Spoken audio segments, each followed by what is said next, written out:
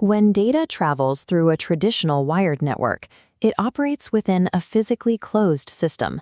But the moment that data jumps to a wireless connection, the physical reality of the transmission suddenly terminates and broadcasts into the open. In standard 802.3 wired Ethernet networks, the copper wire or fiber optic strand serves as a literal physical security perimeter. To intercept the data, an attacker must physically tap the line.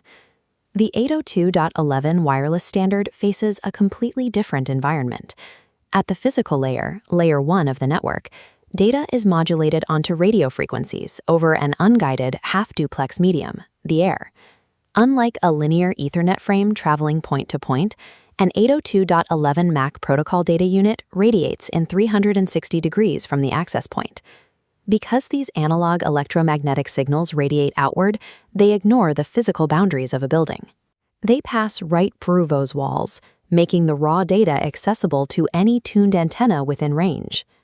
Since the physical layer lacks a boundary, the responsibility for securing the local hop across the air falls to the data link layer.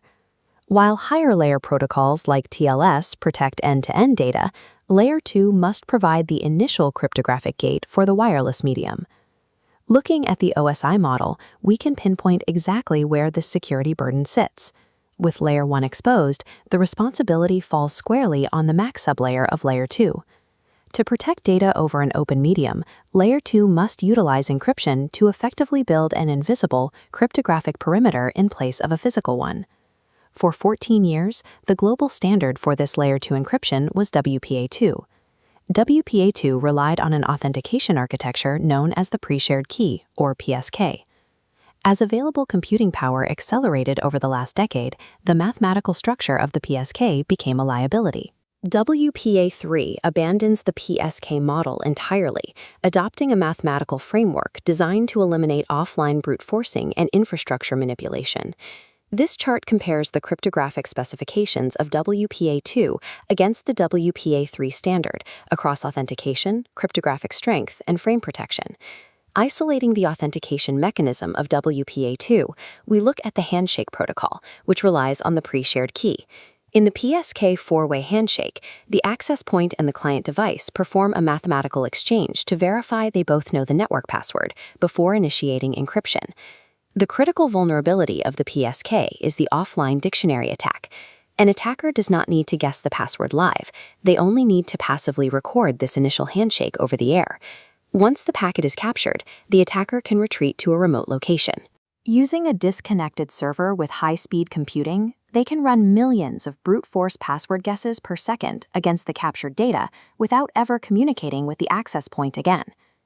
This structural weakness was exposed by the 2017 KRACK vulnerability, which proved attackers could manipulate this exact handshake to force the reuse of encryption nonces, exposing live, unencrypted traffic.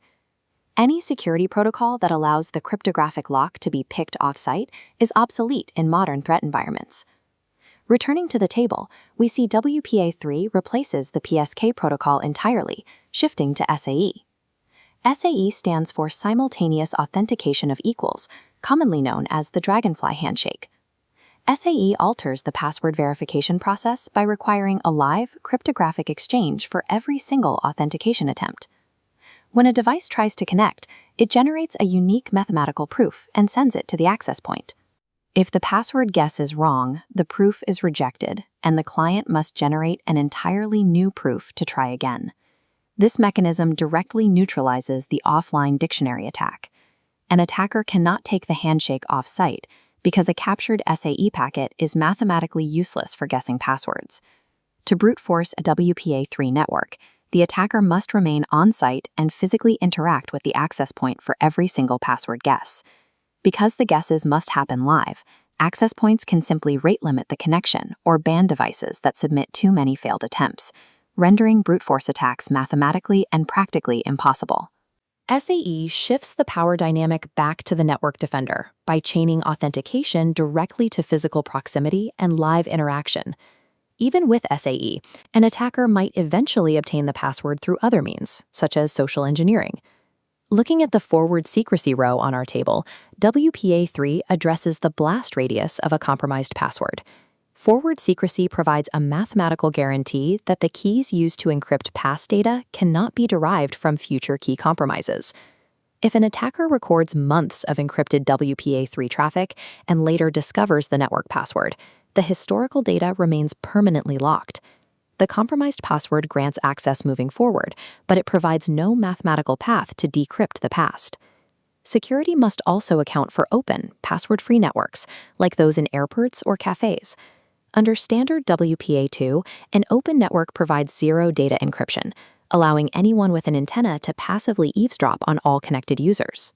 WPA3 solves this with enhanced open, deploying a mechanism called Opportunistic Wireless Encryption, or OWE.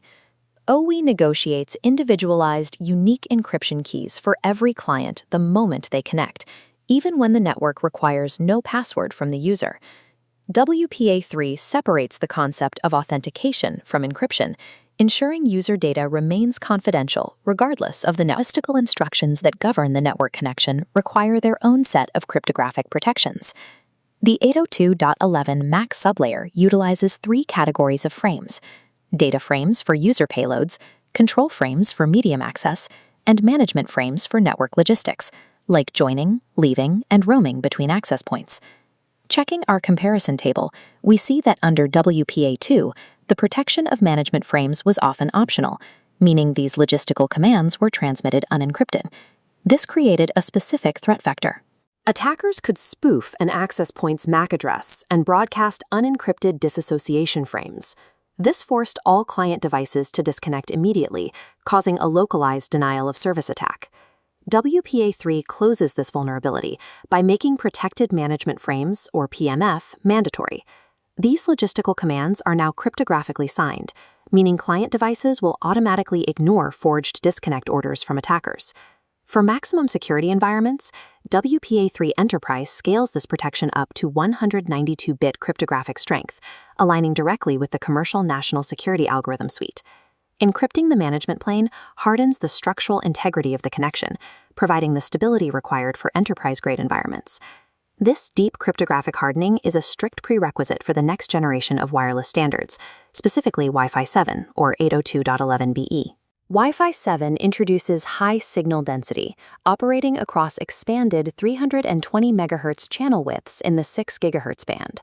This chart visualizes 4096 QAM, or quadrature amplitude modulation.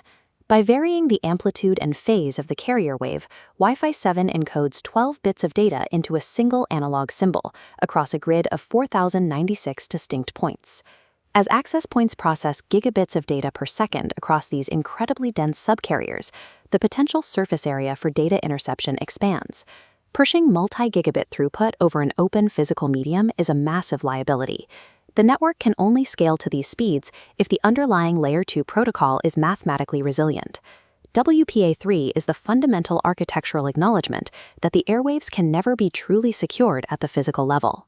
To solve this, it relies on three pillars: the replacement of the vulnerable PSK with the SAE Dragonfly Handshake, the guarantee of forward secrecy to lock historical data, and the mandatory deployment of protected management frames. Together, these mechanisms create a zero-trust airspace, where every transmission and network instruction is individually verified, mathematically proven, and shielded from the surrounding environment. By treating the unguided medium of the air as inherently hostile, WPA3 delivers the cryptographic rigor required to make wireless networks as structurally sound as the copper wires they replaced.